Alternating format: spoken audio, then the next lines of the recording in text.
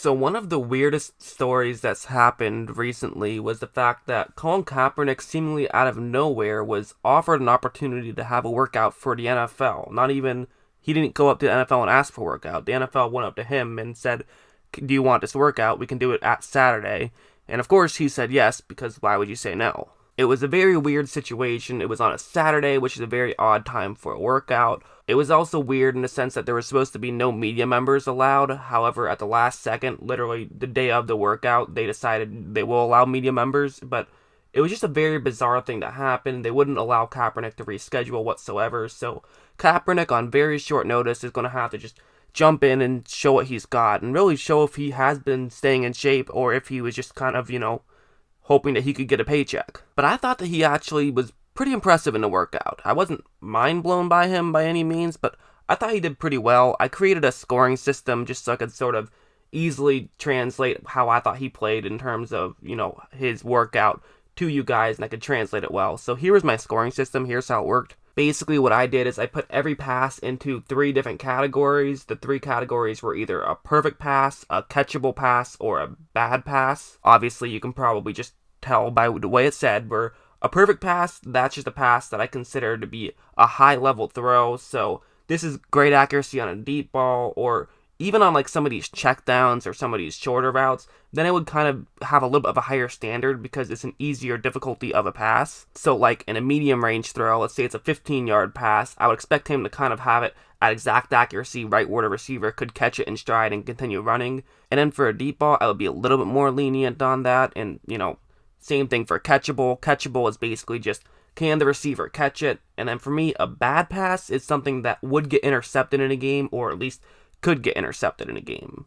And so here's how he scored. There were 31 total passes that I could see the whole thing on because the footage wasn't exactly perfect. There were some throws that you couldn't see exactly where the ball landed, or you couldn't see him when he threw it. And I wanted to only count the ones I knew for sure what happened, so I did exclude some. But in the 31s that you could clearly see when watching the practice, he had 8 perfect passes, 21 catchable passes, and 2 bad passes, which is a solid score. Keep in mind, while yes, there were a ton of catchable passes, there also just kind of should be a ton of catchable passes. I mean, 21 out of 31, that's kind of what you would expect, actually, just because it is a lot easier to throw a catchable pass in practice or even in a game. I mean, most passes should be catchable. So what I did was I had a scoring system. My scoring system is a little bit interesting. The way I did it was that a catchable pass, you get 1 point, a perfect pass, you get 2 points, and a bad pass, you actually lose 1 point as opposed to just 0 points because,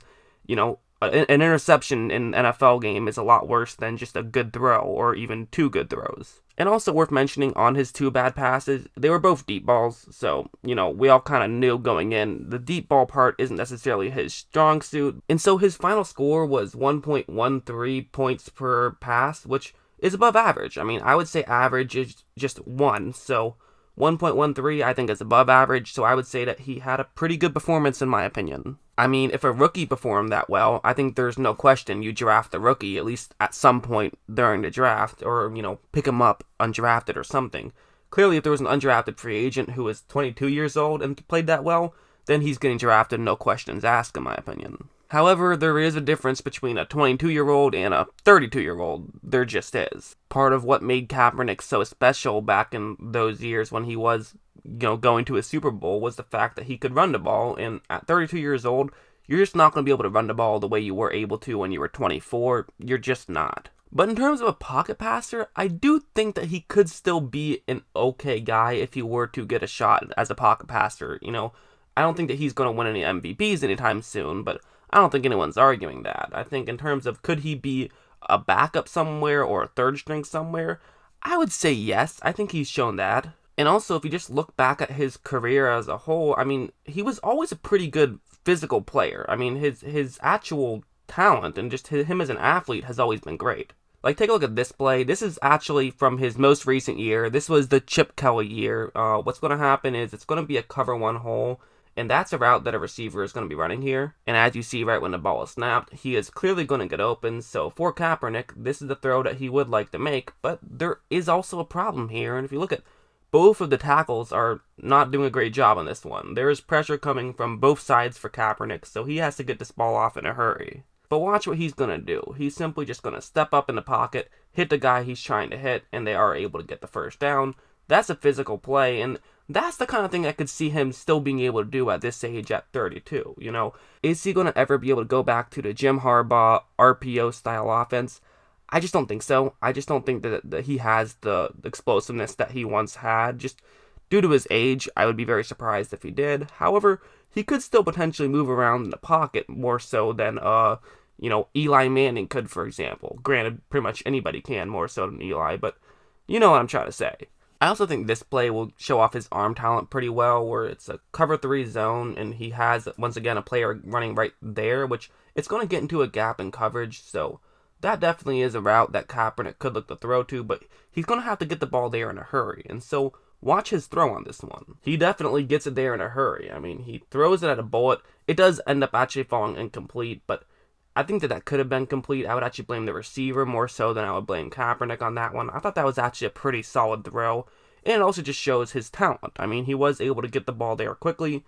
It could have been a little bit more accurate, but that's kind of the story with Kaepernick. He definitely has the physical tools. It's his accuracy that's a bit of a problem. And so in his workout, I thought we kind of saw more of the same to a degree. I thought we saw that his accuracy was there at times. It was not perfect. His arm talent is definitely there, but the accuracy is kind of where he struggled in the past.